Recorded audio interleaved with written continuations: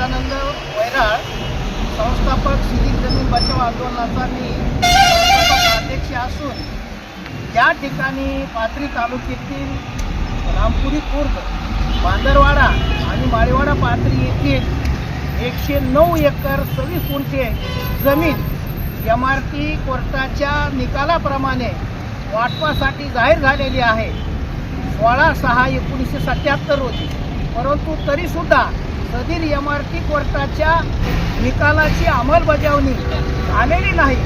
म्हणून आम्ही शिलींग जमीन बचाव आंदोलनाच्या माध्यमातून मागील 15 ते 20 वर्षापासून या ठिकाणी आम्ही सरकारी दरबारी आंदोलन करत आहोत. परंतु झेंड्याची कातडी पांघरलेले महसूल अधिकारी हे जातीयवादी मानसिकतेचे असल्यामुळं ते MRT कोर्टाचा काय हे सुप्रीम कोर्टाच्या सुद्धा आदेशाला मानायला तयार नाही.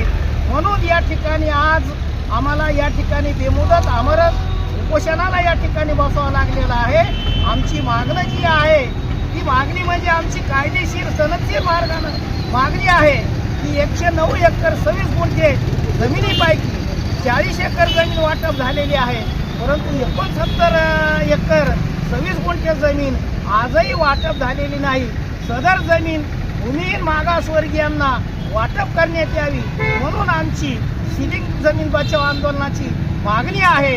आणि ही मागणी घेऊन आम्ही या मराठवाड्याचे विभागीय आयुक्त, परभणीचे जिल्हाधिकारी, या ठिकाणचे उपविभागीय अधिकारी, तहसीलदार या सर्वांच्या पातळीवर आम्ही निवेदनं दिले, आंदोलनं केले, उपोषणं केले. परंतु आमच्या आंदोलनाची आजपर्यंत दखल घेतलेली नाही. फक्त कागदी घोडे नाचवले जातात.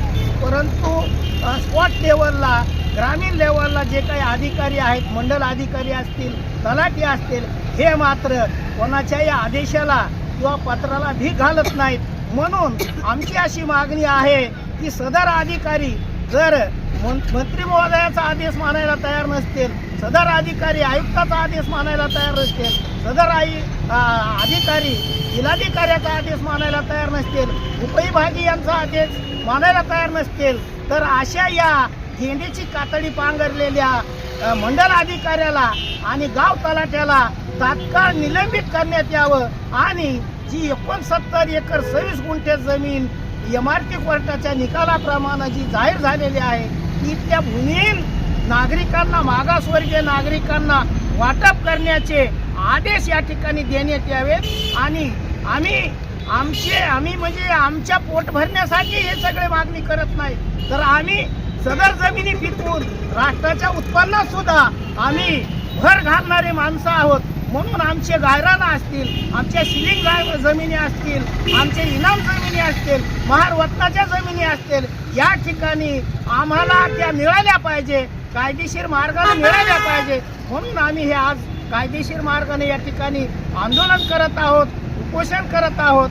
आणि आमची मागणी जर या ठिकाणी पूर्ण होत नसतील, अधिकारी जर आमची दखल घेत नसतील, आम्हाला चर्चा करत नसतील, तर या पुढचं आंदोलन सुद्धा आम्ही आयुक्तालयापुढे आणि महाराष्ट्राच्या मंत्रालयापुढे सुद्धा आम्ही तीव्र स्वरूपाचं आंदोलन करणार आहोत.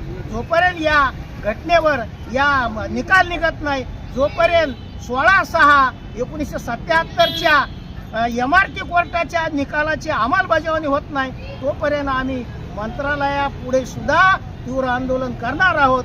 एवढंच या ठिकाणी सांगतो. आणि आपण या ठिकाणी येऊन आम्हा गरिबांची, मागासवर्गीय भूमिहीन नागरिकांच्या आंदोलनाची आपण दखल घेतली त्याबद्दल आपले आणि आपल्या चॅनलचे सुद्धा या ठिकाणी आम्ही आभारी आहोत.